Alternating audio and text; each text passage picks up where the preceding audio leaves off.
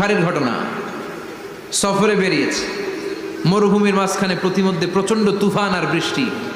বৃষ্টি থেকে বাঁচার জন্য এর একটা পাহাড়ের গুহার ভিতরে ঢুকেছে। হঠাৎ থান্ডার, বজ্রপাত, বিজলি, মুষলধারে বৃষ্টি। বৃষ্টির পানিতে পিচ্ছিল হয়ে উপর থেকে বিশাল প্রকাণ্ড একটা পাথরের খণ্ড এসে গুহার মুখের মধ্যে আটকে গিয়েছে।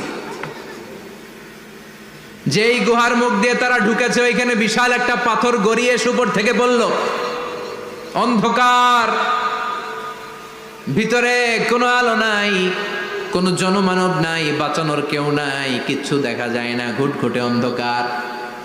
বাইরে থেকে আলো আর অক্সিজেন যে আসবে ওই সুযোগটাও নাই। তিনজন বুঝে গেল আমাদের মৃত্যু এখানেই হবে, আমাদের কঙ্কালগুলো শত শত বছর এখানে পড়ে থাকবে, কেউ উদ্ধারের জন্য আসবে না। ঠিক কিনা?